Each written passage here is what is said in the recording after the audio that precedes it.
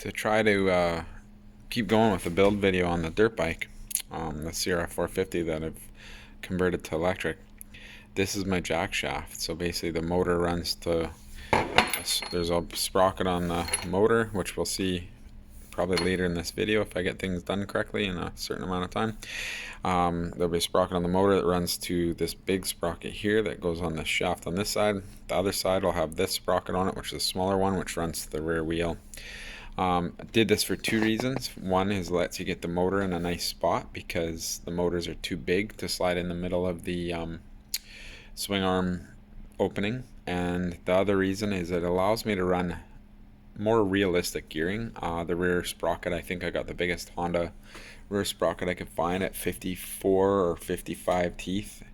It's actually still a little bit unrealistic because it's not an easy one to find, but it's not the end of the world. This thing will have a lot of torque at the motor, like over 100 foot-pounds, so probably 110 or something, 115 foot-pounds at the motor. So once it goes through the gear reduction, I think my math worked out to like 660 or 680 foot-pounds at the rear wheel. Nonetheless,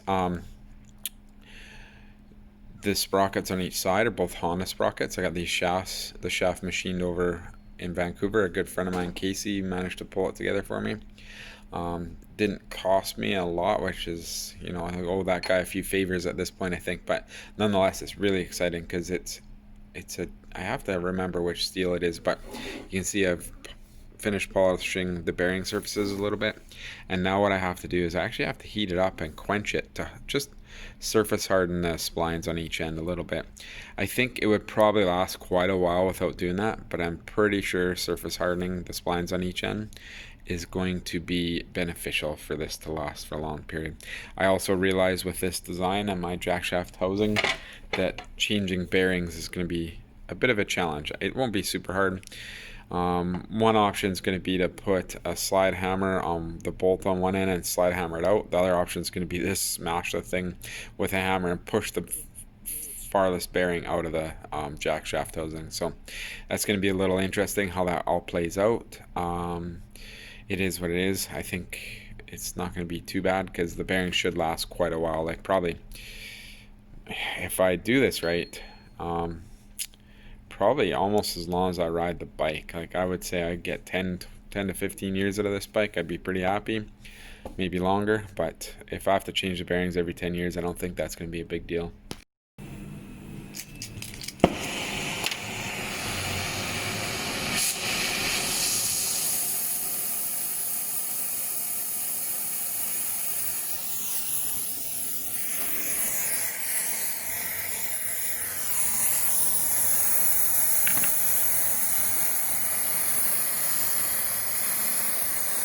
Laser tank gun is more or less useless.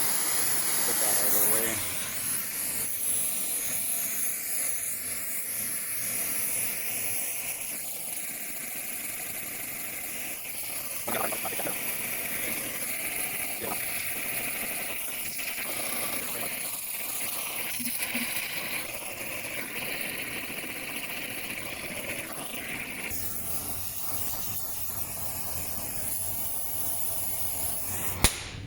Now it's taught to use oil for hardening steel in as many cases as you can because it actually doesn't make it as brittle as quenching in water does.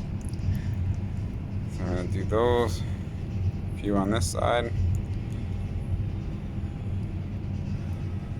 Grip that, and then we're going to go over here to the outboard tank.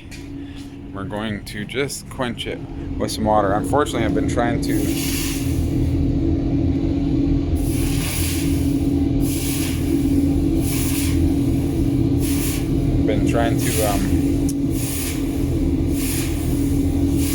this has a skimming pump on the tank here, and I've just turned it back on last week because we got class actually using it now, and I think I gotta prime the skimmer pump to get it to actually work properly.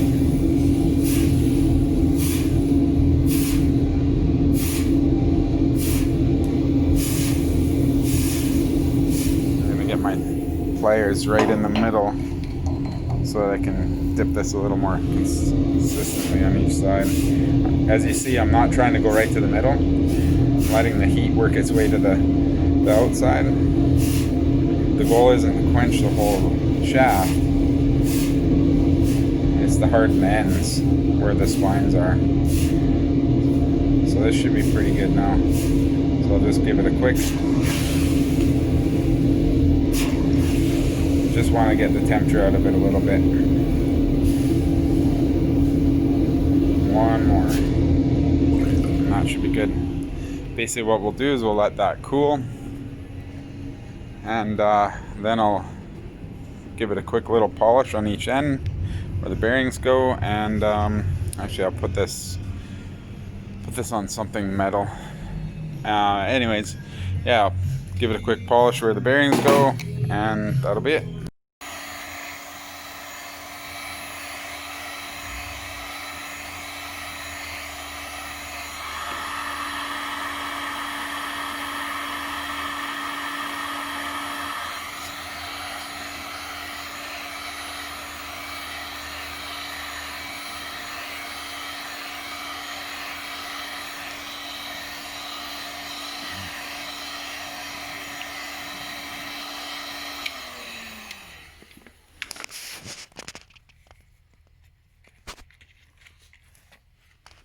Here we go. Now I'm gonna go like this. Yeah, I think that's gonna be good. You don't think it's gonna be good? Why don't you think it's gonna be good? What's going on? You don't like this bike? Which bike do you like? Which one's your favorite? That one? You like that one? You like those two? Well, what about this one? It's gonna be way faster. Do you want to go fast? You want the little one? The YSR? Yeah, we're gonna finish this one and then we're gonna take it for a ride. Maybe in a few days. Now? Well, I gotta wire it. And then I gotta heat treat the frame. We can do a little test ride before I heat treat the frame, but we can, I gotta wire it. So I don't know how long that's gonna take me, buddy. Depends on how much you help me. You're gonna help me one time? Okay.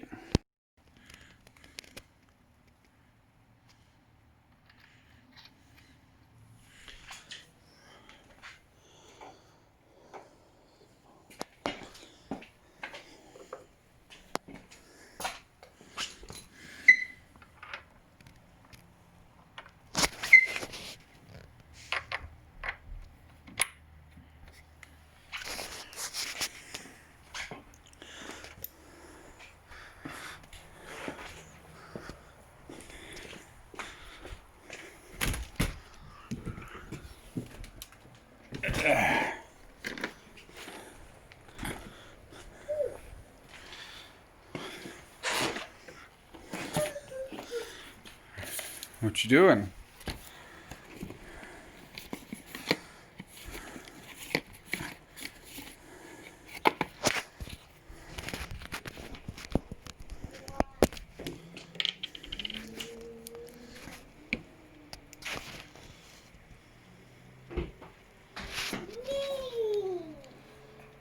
Yeah?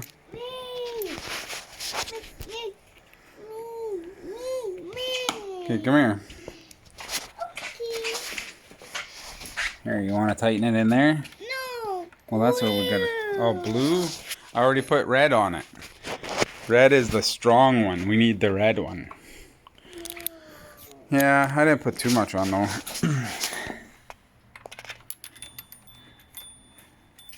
Want to bring the drill? The impact? Here, I'll get it. You want to do it? Yeah.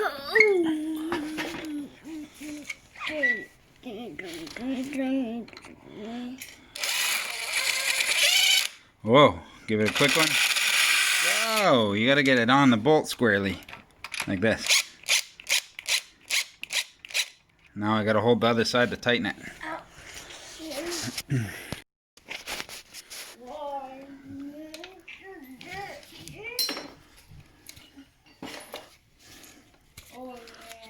Yeah.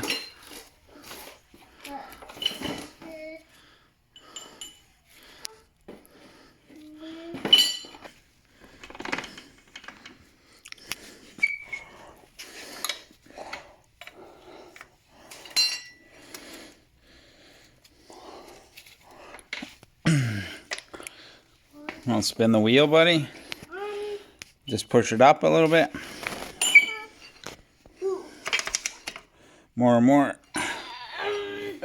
Oh, hold on.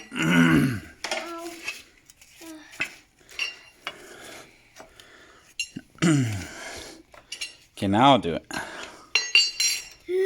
Okay, a little more. Okay. Good job, thank you.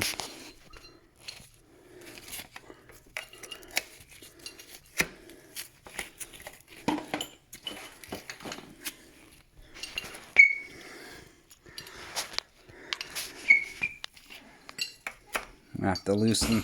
Oh, actually it fits. I just gotta put the link in. Sweet. And it's lined up really good. Yeah, it's gonna be awesome, buddy. Super excited for this. Looks like it'll be mint, buddy. That's car mom wants.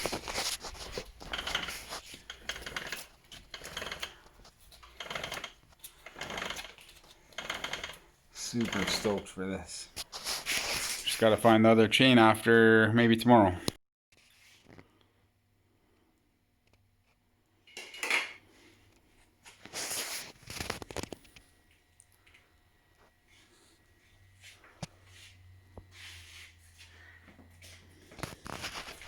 What you doing now?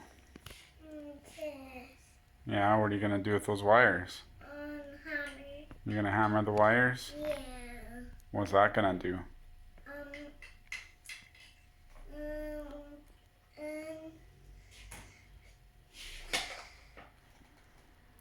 Okay, thank you. Okay, don't push too hard. I don't know if those ones go together, buddy. They probably don't go together. What kind of hammer is that? Claw. It's a claw hammer? Good job. Yeah, okay. You're gonna use it to pull the bolts out of the forks? Yeah. What about tightening the bolts? Do you want to make sure they're tight? With the hammer? Oh, okay, go ahead. Ow. That's not how you use a hammer. Did you get a claw in the face? Now what?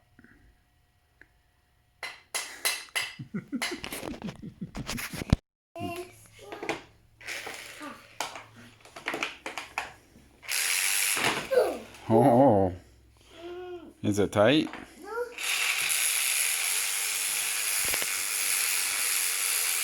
Now it's tight?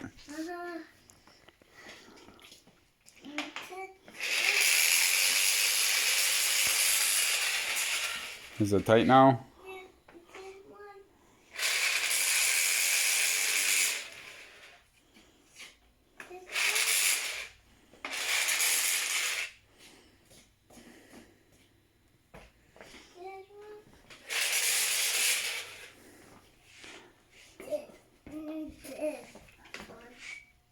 Yeah, you need to make sure that one's tight.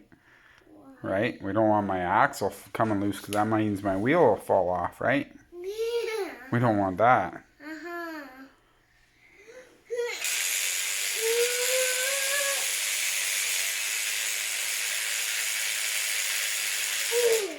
Good job. Here, we gotta take this bolt out. Can you get that one? Oh, you got the right. That's the one? Okay. No. No? No. Is it the other one? Can you go get it and switch it? Put the right bit in your drill? No. No, just use that one. Yeah. Okay. Hard. Just, oh, I see. Just push hard and it'll work. Okay. I'm done. You're done? Okay.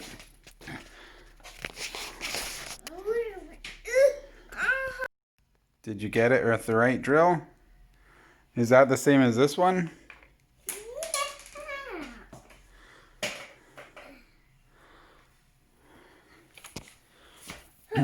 Is that this? Do you have the same drill as this one? Yeah. Is that the same? Okay. And I got that bolt out? Yeah. Good job. How come that other one worked better? Because why? That one. No, we don't need to do that one. Leave it alone. Because we're going to leave it in there. That one. No, not that one. We're just going to try and take the battery out. Yeah, I think you should maybe put the drill down. No. Oh, come on. You're going to take my bike apart. We don't want to take it all apart. We just want to get the battery out.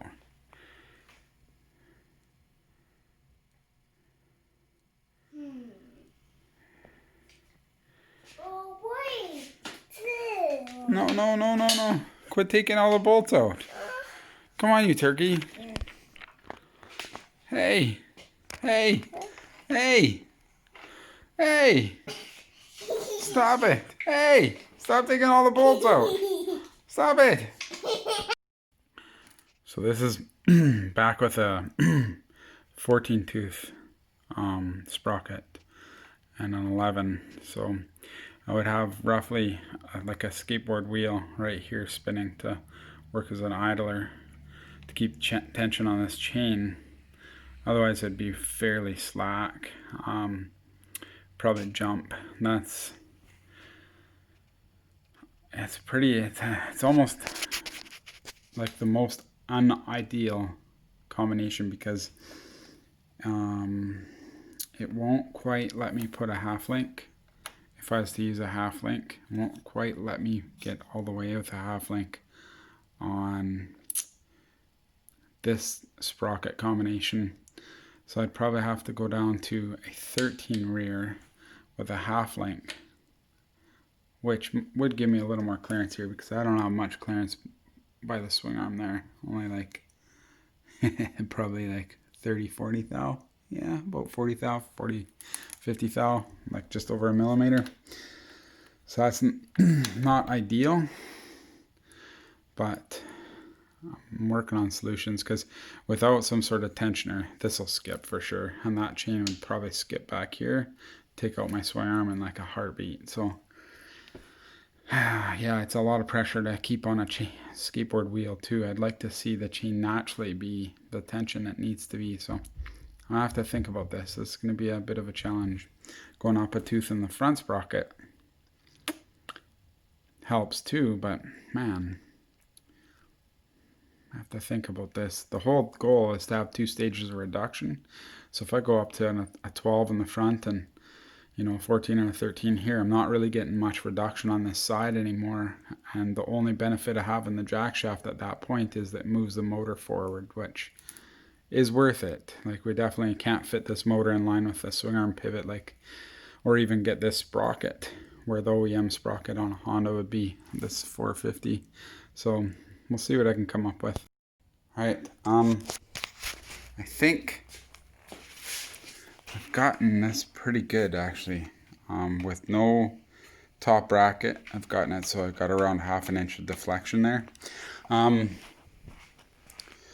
What I found was when torquing the lower bolt, I actually ovaled all 4 lower bolt holes out, and I had to shave the motor down to clear the frame here a little more. So that means I'll have to probably oval the holes out for the bracket on the top too. But what I've realized is, like, if we just push that down, you'll see when I take the screwdriver and pry it forward, that chain slat changes. I'll see if I can do that again for the camera. So what I found was hammering this flat screwdriver between the motor and my jack shaft housing. I was able to actually have this chain singing tight while I was bolting it all up, and it was still tight after the bolts were tight. But once I took the screwdriver out, it loosened a little bit. So that to me means that has some flex in it. And for that reason, I'm going to design something, either 2 bolts that you back off to push against the motor between the jack shaft housing and the motor, and I'll just tap 2 holes or 1 or 2 holes in the jack shaft housing from the front, and just thread bolts in there and just turn those out with a wrench with a lock nut on them or something. You can see the space in there. I could probably make that happen in here pretty easy. Or what I might do is just measure this. And I like this idea more just for the reason this jack shaft housing is like 4.5 pounds. It's a little bit on the heavy side, but it's aluminum. And my motor, as you can see, is shaved down quite a bit, so its cooling fins are reduced. And when I'm planning to push this motor pretty hard, so it'd be nice to have more thermal mass. Plus that thermal mass will help radiate a little bit of heat away as well. So having said that, like this, let's just pry on this screwdriver one more time, see if we can see that. It's kind of hard, but you can see it did change, so it's kind of tough to see with the holding the camera, holding the bike and everything all at once. Try it one last time there. You can see it move a bit there anyway. Nonetheless, that's a lot better. So essentially, if I put a roller under there, sorry, if I put a roller, it would only have to hold it up that much. But what I'm thinking is I might just wedge with some thermal paste, maybe even some aluminum plate between the motor and the jack shaft housing. I have to think about this a little bit. Either way, making good progress. I'm really happy with this. It finally, everything turns now. Turn the wheel and the motor turns. That's very exciting. So now I'm on track to maybe have this running by Christmas. Stay tuned.